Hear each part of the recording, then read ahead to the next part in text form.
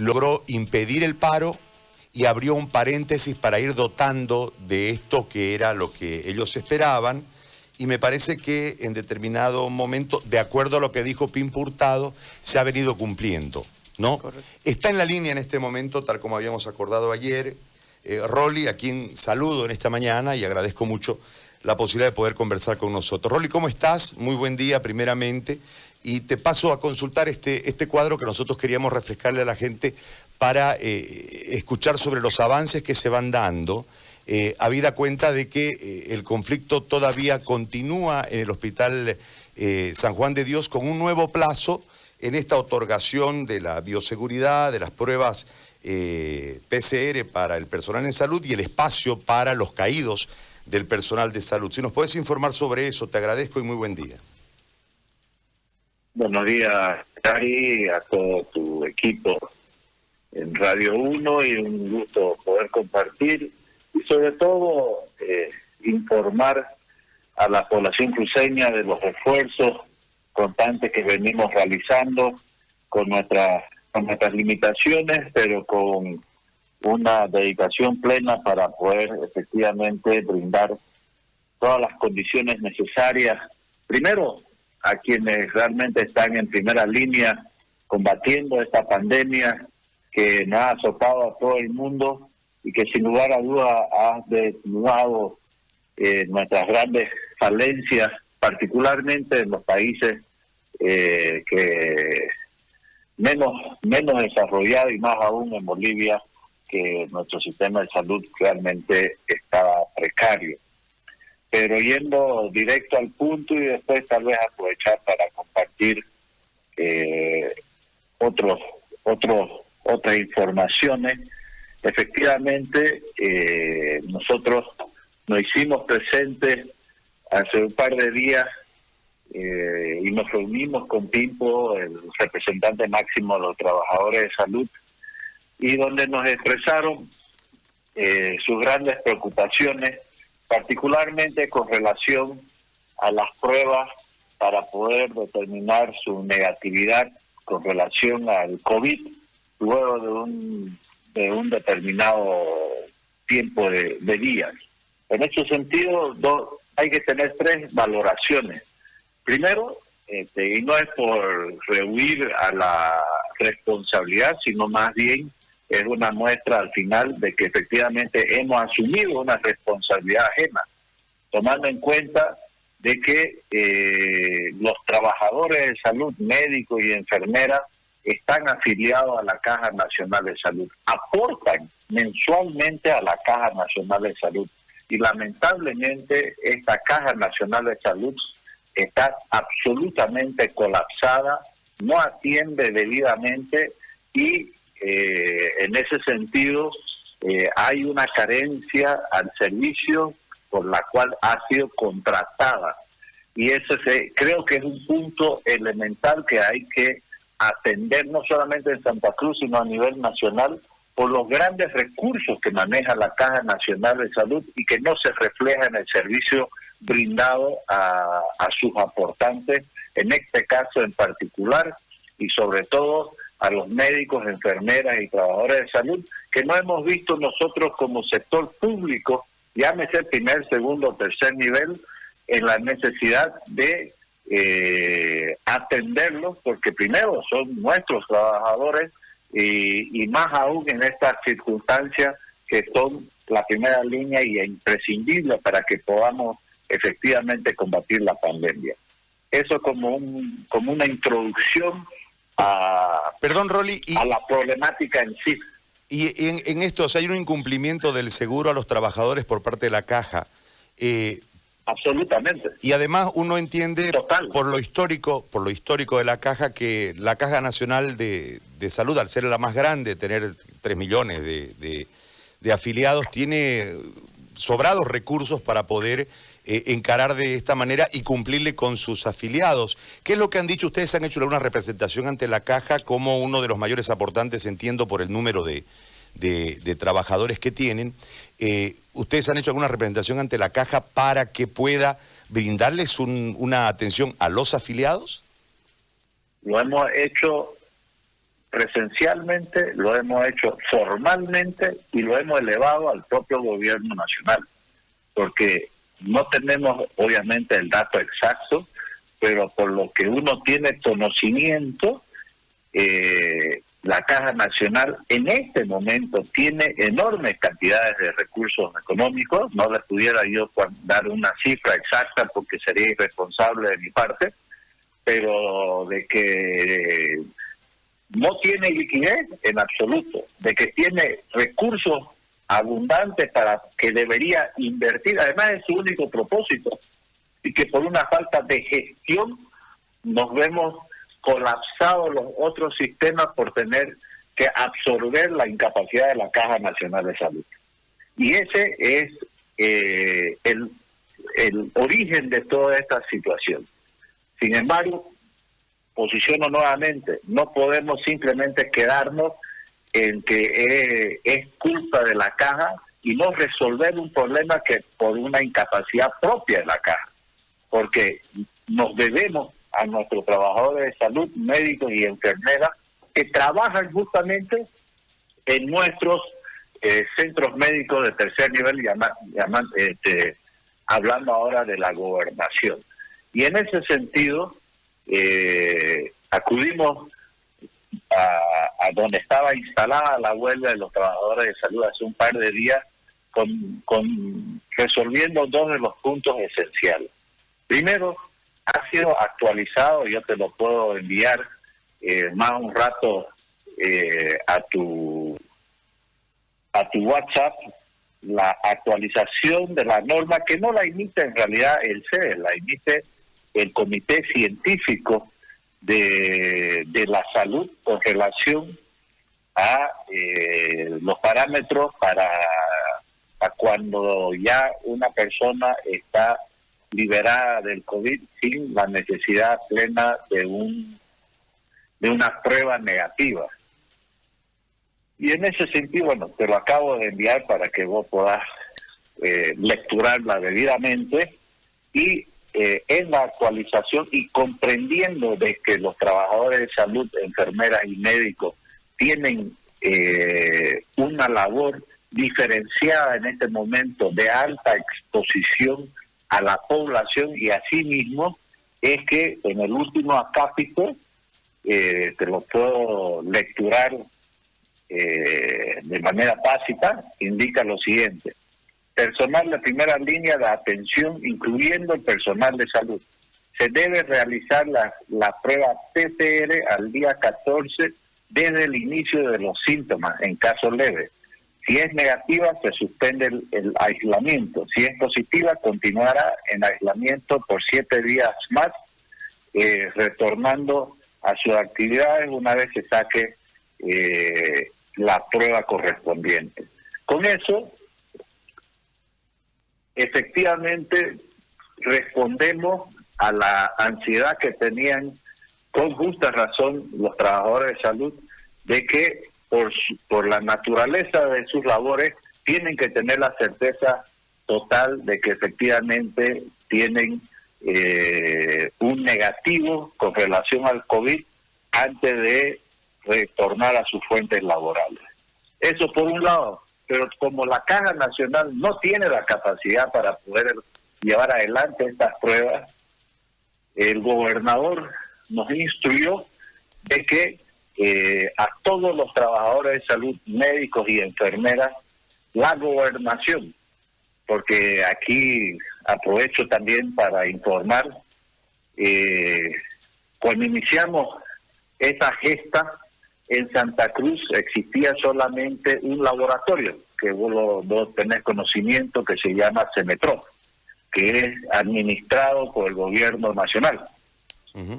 Sin embargo, tomando en cuenta de que Cemetrop no solamente abarca las pruebas para Santa Cruz, sino que lleva adelante Beni, Pando y Santa Cruz, se ha visto lamentablemente colapsada también. Y ante esta situación, el gobierno departamental ya ha instalado no solamente uno, sino 2 laboratorios propios.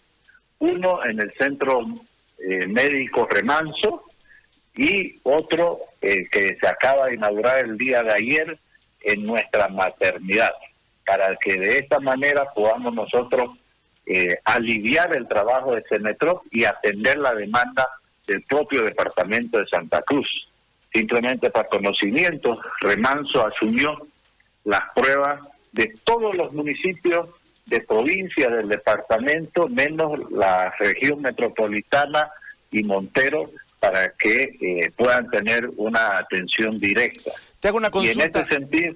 Perdón, Rolly, te hago una consulta en relación a lo del Remanso, porque anoche yo hablaba con los médicos y me decían que hay un retraso de 14 días en el Remanso porque no hay reactivos y tienen una cola de más o menos unos 700 pruebas que no han sido procesadas porque no hay reactivos y esperan procesarlas hasta el lunes.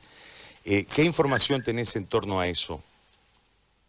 La semana pasada hubo una sobrecarga efectiva en Remanso, donde llegamos a tener, en realidad no eran 14 días, y para ser así absolutamente sincero, se llegó a tener un atraso de 5 a 6 días calendario por la cantidad abultada de pruebas que nos llegó de provincia y de ciudad, porque Senetrop estaba haciendo algunos ajustes internos y nos hizo una demanda sobrecargada. Sin embargo,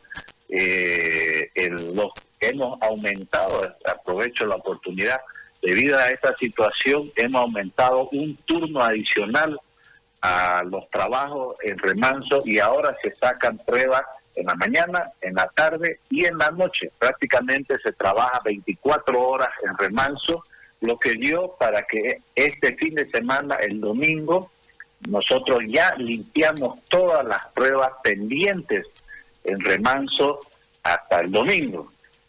Y hoy, y de ahí reiniciamos las tareas este pasado lunes. Hay una dificultad ayer, no de reactivos, sino de algunos insumos que en Bolivia hay dificultad de conseguir. Sin embargo, un laboratorio ya amigo nos ha comprometido a entregar estos insumos anoche y hoy reinstalamos. O sea, solo hubo un parate de un solo día para el procesamiento, no para así la toma de pruebas, y hay total normalidad en este sentido el Remanso. Más bien al contrario, ya estamos trabajando no con un turno, no con dos, sino con 3 turnos continuos para poder dar una atención a la dimensión de la situación que tenemos. Sin embargo, no nos hemos quedado ahí. Estamos haciendo 2 gestiones paralelas. Una ante la Corporación Andina de Fomento para poder adquirir un extractor automatizado para el equipo PCR de Remanso, lo cual nos permitiría duplicar nuestra capacidad instalada por la automatización propia del equipo, que está bastante avanzado. Y otra ante Fomplata, que hoy tenemos un Zoom justamente con el máximo representante de Fomplata y el director del laboratorio Pasteur de Uruguay para compartir sus vivencias, y a su vez también Fomplata nos va a hacer entrega de un equipo ELISA de la marca Thunderbolt, para que podamos nosotros como gobernación a través de este equipamiento llevar adelante lo que se llaman pruebas rápidas de laboratorio de manera directa, y que estas van a ser priorizadas justamente a los trabajadores de salud, médicos, enfermeras, militares, policías y funcionarios públicos que estuviesen en primera línea para poder llevar adelante un tamizaje periódico con relación a su situación de salud, como a su vez también la adquisición de monitores para poder seguir equipando ya no las terapias intensivas, sino estamos también consolidando salas de terapias intermedias que son necesarias para cerrar el ciclo de atención dentro de la evolución de los pacientes. Rolly, entiendo que todo esto, es decir, ustedes se están desprendiendo de la política del Estado. Veo, por lo menos lo que observo con lo que me comentás, como que hay un desmarque del Estado central en relación a la estrategia Está claro que la estrategia del Estado Central ha sido absolutamente mal conducida, mal ejecutada o mal tomada. El final de todo esto nos hará seguramente el recuento de los daños y de ahí podremos observar. Te lo planteo desde ahí porque entiendo que todos estos problemas que hoy se tienen se hubiesen evitado si hubiese recursos económicos y si se hubiese seguido una estrategia clara que ustedes para lograr un hospital han tenido que hacer una acción popular. El gobernador dijo que iba a romper la institucionalidad, la lealtad institucional. En determinado momento, vos hace un par de días hiciste una declaración también reclamándole al gobierno central. En el imaginario popular, al haber asumido demócratas el gobierno central, se entendía que el nivel de coordinación iba a ser mayor. Por lo expuesto, está solo Santa Cruz y no tiene plata. Y por otro lado, el IDH y la reposición del 12% que arbitrariamente se confiscó a través de una ley, solo ha devuelto el mayor porcentaje a las alcaldías, con una lista inclusive de cómo la deben gastar la plata, y muy poca a las gobernaciones, y hay como 300 millones ahí que se pudiesen buscar la forma de traer para actuar sobre la pandemia. Explícame todo este panorama, por favor. Bien, a ver, yo creo que, primero, más allá de los análisis políticos, yo creo que ahorita no debemos nosotros priorizar la politiquería en este sentido. Ahorita, querramos o no, nos guste o no el que se sienta al frente o al costado, dentro de los diferentes niveles de gobierno, no nos queda otra que sumar las fuerzas o flaquezas que tengamos entre partes. Porque si algo tenemos claro, es que solo va a ser imposible enfrentar esta situación. Y en este sentido también el gobernador, nosotros, tenemos claro, y siempre nos hemos manejado, no de ahorita, sino de siempre, que nosotros nos debemos a esta Santa Cruz y respondemos plenamente a nuestras competencias en ese sentido y exigimos, cuando así amerita, más allá de cualquier circunstancia, el cumplimiento de ellas para que podamos efectivamente corresponder a nuestra ciudadanía. Y es en ese sentido de que el gobernador dio clara muestra de la necesidad y interioridad de aperturar el Hospital Montero, que fue justamente idea propia de él en su momento cuando lo lanzó, y que, tomando en cuenta la coyuntura que vivía Montero en ese momento, que explosionaba con un COVID descontrolado, y teniendo un hospital prácticamente consolidado a un 90 y pico % de avance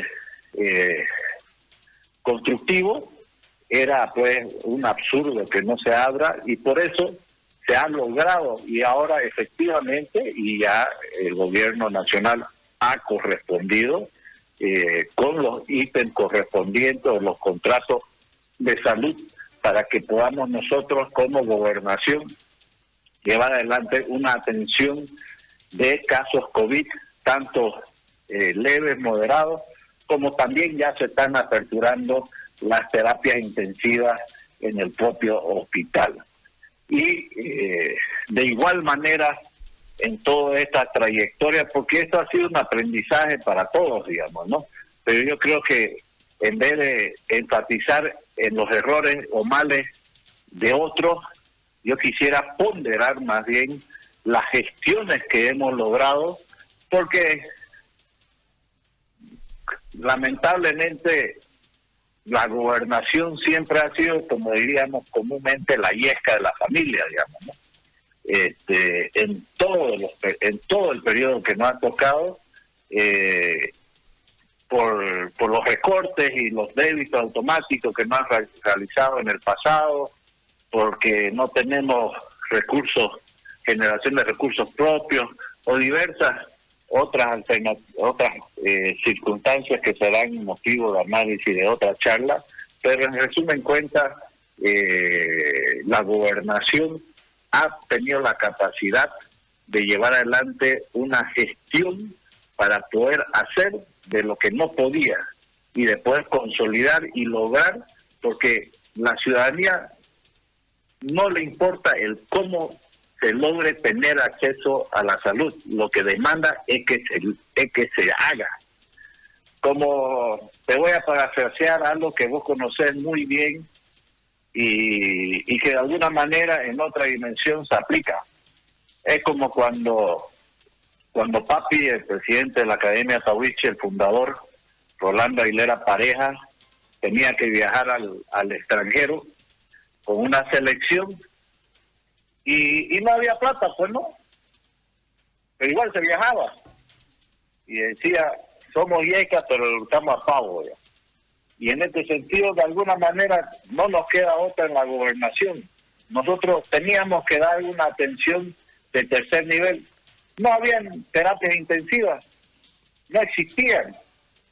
Y hoy, Gary, hoy en Santa Cruz, te voy a dar un dato que realmente es importante. Cuando nosotros recibimos, cuando asumimos con el gobernador la gestión, te estoy hablando en 2006, existían en el tercer nivel solamente 40 respiradores. Antes que empiece esta pandemia de COVID, el departamento tenía 84 respiradores. O sea que duplicamos la cantidad de respiradores durante nuestra gestión. Sin embargo, hoy en día, si sumamos los dos domos que van a consolidarse en las próximas semanas, ya tenemos uno consolidado con 30 respiradores totalmente habilitados. Pero sumando los dos, vamos a tener 222 terapias intensivas en Santa Cruz, 82 terapias para patologías no COVID, o sea, porque existe todavía una gran cantidad de pacientes con otras enfermedades más allá del COVID, y 140 unidades de terapia intensiva dedicadas absolutamente para COVID, de las cuales hemos recibido por parte del gobierno 40 y pico, y la demás, el gobierno departamental, a través de diferentes gestiones y sumando esfuerzos, donaciones, haciendo estripas, escuados, reparando, recuperando, hemos podido dotar casi 100 respiradores propios ahora al sistema de salud para que podamos nosotros brindar estas atenciones, los cuales no son suficientes, lamentablemente, porque esto realmente es algo abrumador y que tenemos nosotros, y aprovecho para transmitir a la población. Llegar a tener las UTI no es la salvación absoluta, lastimosamente.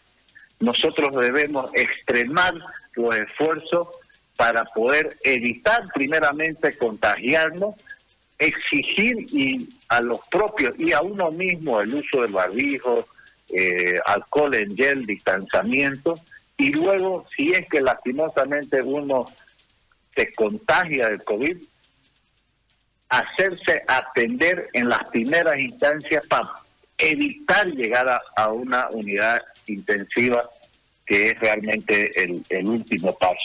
Rolly, entonces, Rolly, te hago una consulta sobre las terapias, porque hay una preocupación que son los recursos humanos.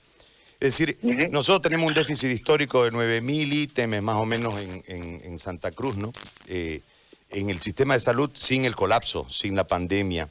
La pandemia nos ha mermado un alto porcentaje de la fuerza en salud pública. Esto, lógicamente, ustedes han conseguido, se prestaron de la UDABOL, les dio el gobierno, se las buscaron para armar medianamente el centro ahí en el hospital japonés y dotar a otros hospitales también, pero tropezamos con que las UTI no atienden solas, necesitan, según el cálculo que nosotros hemos podido averiguar, cada 4 camas se necesitan 6 personas por turno. Y esto, al tener un número de camas importante de UTI, necesitas un personal para esa capacidad y no hay.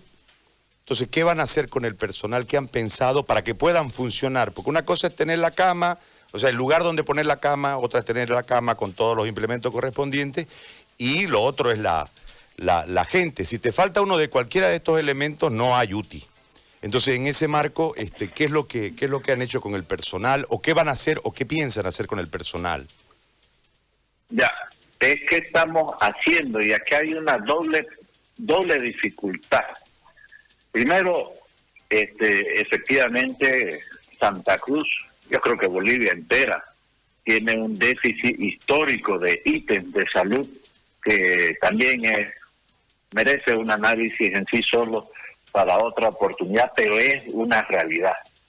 Entonces, ante ello, nosotros hemos estado llevando adelante gestiones y hemos logrado de que el gobierno nacional efectivamente dote, no de ítem, pero sí de contratos para poder atender y responder a COVID. Primero hemos consolidado 721 contratos generales para todos los hospitales de tercer nivel, y luego ante la coyuntura de las terapias, porque efectivamente la demanda personal es hasta mucho mayor, son más o menos 30 personas que atienden una sola terapia durante la semana, llámese médicos, enfermeros, etcétera. Es realmente abrumador. Solamente el primer domo del hospital japonés demanda, voy a ponerlo en números redondos, pero son más o menos 140 personas las que demanda la atención de las 30 camas. Y se ha canalizado para que podamos nosotros contratar a través del Ministerio de Salud con el Banco Mundial contratos directos con el Banco Mundial para médicos y enfermeras de terapia. ¿Por qué esto? Porque al ser contratados a través del Banco Mundial, reciben una numeración bastante más importante que lo que el sistema boliviano puede ofrecer. Y esto para poder motivar a los médicos y enfermeras, porque es un sacrificio de exposición directa, continua, los que están en las salas de terapia y que obviamente necesita una motivación. Como a su vez también la Asamblea Nacional aprobó una ley para permitir la doble percepción cuando los médicos y enfermeras tengan que realizar turnos dobles. ¿Y por qué esto? Ahorita ya no es solamente una situación de que tengamos carencia de contratos. Ahora hay una situación más aguda porque hay también una carencia de médicos terapistas. Por más que traigamos más terapias y por más que ofrezcamos más contratos, ya no existen médicos para contratar. Estamos llegando a esas instancias pronto y que obviamente ya es un limitante muy preocupante. Ahora, Rolly, en todo esto, y la plata del IDH, esa que queda allá, que se las confiscaron, que en realidad no fue una venta de unos pajaritos preñados esa plata, ¿no? Porque supuestamente iban a volver 5 veces en caso de que encuentren gas y demás cosas, pero devolvieron un pedazo con un manual de cómo gastar, vulnerando el concepto autonómico municipal de forma flagrante. Es decir, esta asamblea plurinacional es la que emite la ley, la que aprueba la ley, ¿no? El creador de esta confiscación es hoy candidato a la presidencia. Y hay 300, hablamos con un diputado de Tarija en esa época cuando estaban los alcaldes allá, 324 millones que quedaban en el Banco Central producto de esta cuestión. A mí me llama la atención el trasfondo político, Rolly, en esto, porque yo entiendo que en el trasnochado sueño de Arce Catacora de volver al poder, él se ve gastando esa plata. Y en realidad en este momento la necesidad es latente para poder canalizarla y que ustedes puedan tener recursos para poder avanzar. Porque más allá de todo, si tuvieran plata, no tuviéramos tanto lío, ¿no? Fuera más fácil con plata. El problema es cuando no hay plata. Y yo no veo, de forma particular, una reacción política firme de parte de las gobernaciones para pedir esos recursos y de esta manera atender a la gente. ¿Se puede pedir esos recursos? ¿Está dentro de la voluntad política del gobierno departamental pedir esa plata? A ver, primero hay que recalcar algo puntual, Gary, que es importante, porque así como has remarcado un hecho histórico, creo que hay que resaltar que el único gobernante de turno en su momento que reclamó formal y políticamente la confiscación del IDH fue el gobernador Rubén Costa. Lamentablemente hubo un silencio por parte de los municipios en ese momento con relación a esta situación. Nosotros como gobernación hemos interpuesto instancias legales, se viajó a Sucre para poder llevar adelante los reclamos constitucionales, un sinnúmero de acciones que lamentablemente por la abrumador fuerza política que tenía en su momento el gobierno del señor Evo Morales, nos pasó por delante, como decís vos, con un cuento de pajarito preñado que era un absurdo con relación a esta confiscación que era y es una competencia exclusiva del gobierno nacional a través de YPFB, el hecho de explorar para nuevos campos petrolíferos. Y lo que vos expresás ya en el tiempo actual es totalmente cierto. Lamentablemente se requieren recursos, más allá de estos recursos tienen que estar acompañados obviamente de una buena gestión transparente, eficiente y eficaz, pero si no partís con los recursos realmente es cuesta arriba. Y nosotros hemos continuado reclamando y exclamando de que no pueden quedarse esos recursos en el Banco Central. Eso es una atrocidad. Nosotros tenemos claro de que en este momento todo esfuerzo, y además no lo tenemos solamente claro, lo tenemos por escrito. La gobernación de Santa Cruz, a pesar de la flexibilización que se ha brindado para nuestro departamento a partir del pasado lunes, el gobierno departamental mantiene su enfoque absoluto en la pandemia. No hemos aperturado los proyectos, programas y obras departamentales porque tenemos la prioridad enfocada en salud, y así debería ser para el país entero. ¿De qué nos sirve tener 300 millones ganando intereses cuando tenemos millones de bolivianos que están sufriendo el embate de esta pandemia y que requieren no solamente terapias, requieren de paracetamol, de ibuprofeno, cosas básicas para su atención? Vemos que en Cochabamba lamentablemente ya hay muertos en las calles, los hospitales en La Paz están colapsando. Y fíjate, hablando de colapsar en La Paz, hace un par de semanas Gabriela Ichazo sacó un Twitter, vale la oportunidad de resaltarlo.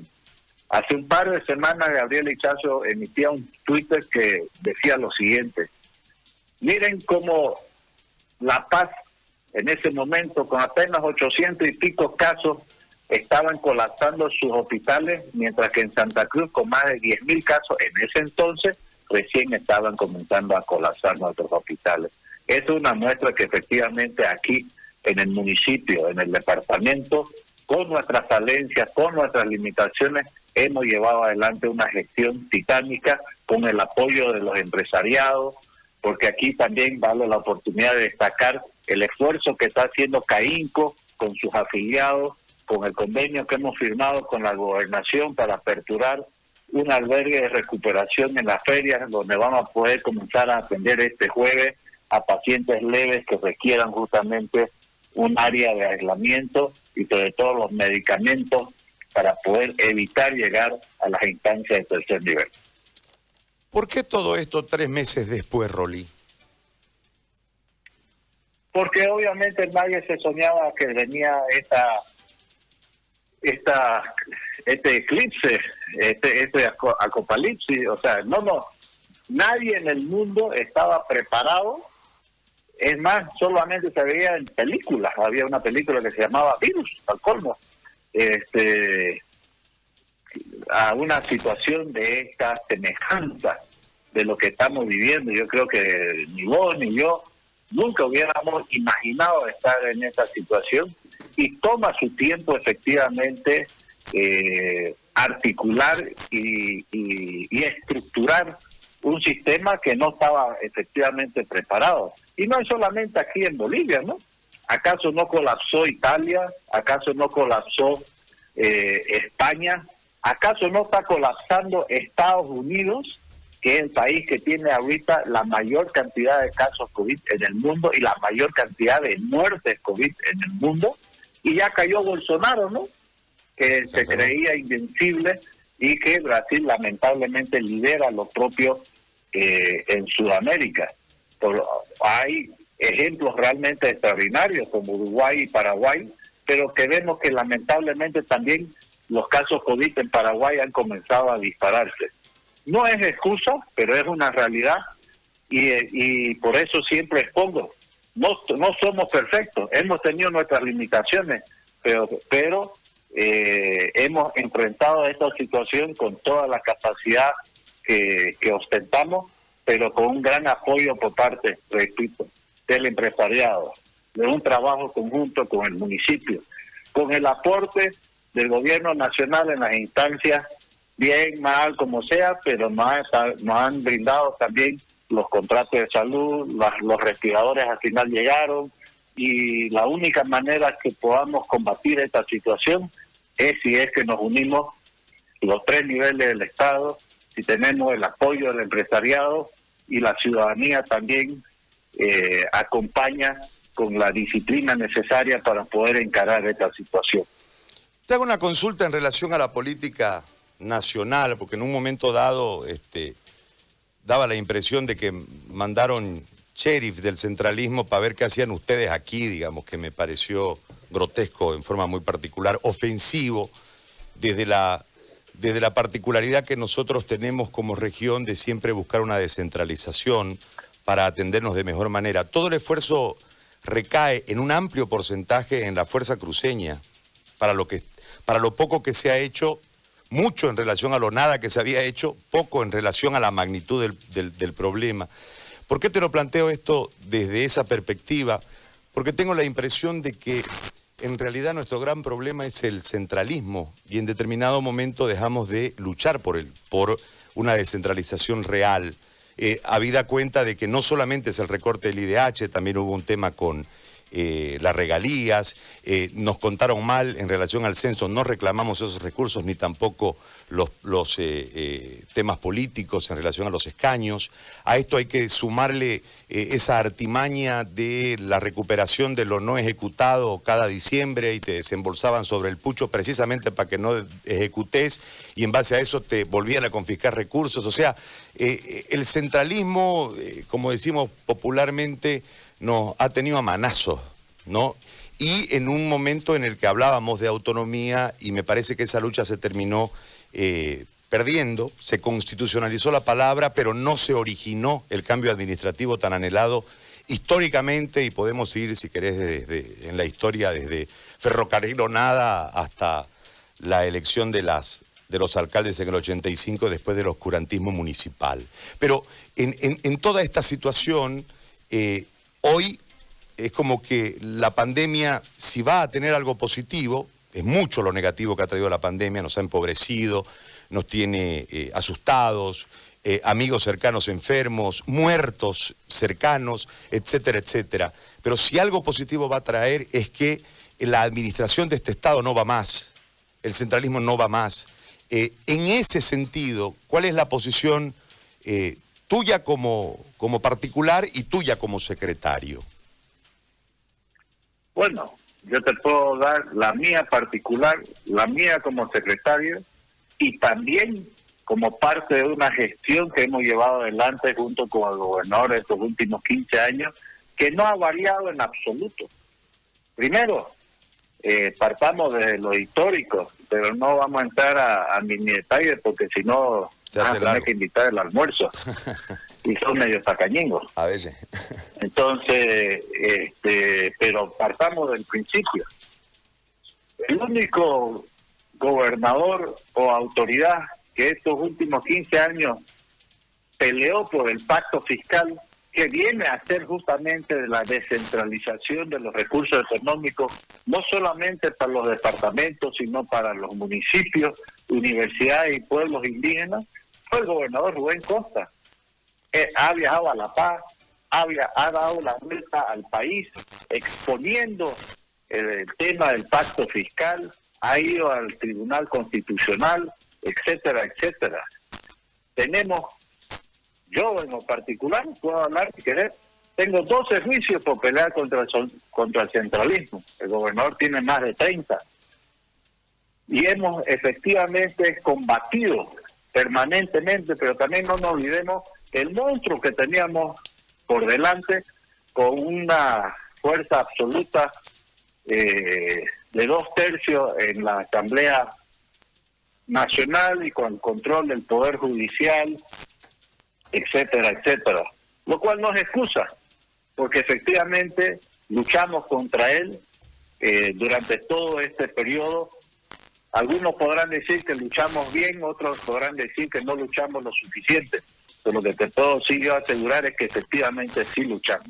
Y que tenemos que seguir luchando, porque como has expresado, el centralismo no es solamente por parte de nuestro anterior gobierno, del actual gobierno, sino de todos los gobiernos que hemos tenido en la historia de este país hasta este momento, y que efectivamente nosotros tenemos que lograr que eso cambie. Porque, a ver, ¿cuántos años tiene Bolivia de fundación? Y hasta este momento no ha funcionado el centralismo. Entonces es absurdo continuar con algo que sabemos que no da resultados, por lo cual debemos nosotros cambiar y debemos nosotros acercar al ciudadano la administración pública, y eso es a través de sus gobiernos departamentales y municipales, para que podamos, que son los que están efectivamente más cerca a las necesidades propias, y la población puede efectivamente fiscalizarlo y demandarle. Porque cuando vos tenés que demandar al gobierno nacional desde Santa Cruz, por ponerlo en nuestra realidad boliviana, ¿cómo vas a ir a hacerle una huelga desde Santa Cruz hasta La Paz? Pero si es que el gobierno departamental o municipal le pela en algo, podés ir efectivamente a la Omar Chávez o a la Plaza 24 de septiembre para reclamar justamente algún error que tuviese o una falencia que hubiese en los respectivos gobiernos. Es una necesidad, tenemos que seguir luchando y debemos nosotros continuar efectivamente hasta lograr de que los recursos económicos sean equitativamente redistribuidos a través de un pacto fiscal para que sean... y además no es una cuestión solamente de recursos económicos. Los recursos económicos tienen que venir también con competencia. Tenemos que asumir esas responsabilidades para responder a esas responsabilidades. Por ejemplo, hemos asumido nosotros la responsabilidad de los hospitales de tercer nivel y no nos dieron un peso. Y demandan de la gobernación el 30% de nuestro presupuesto, que pudieran ser invertidos en otras áreas que efectivamente así lo necesitan también, pero la prioridad la salud fue una prioridad para el gobernador ya desde el momento que nos dieron los hospitales de tercer nivel hace unos 8 años.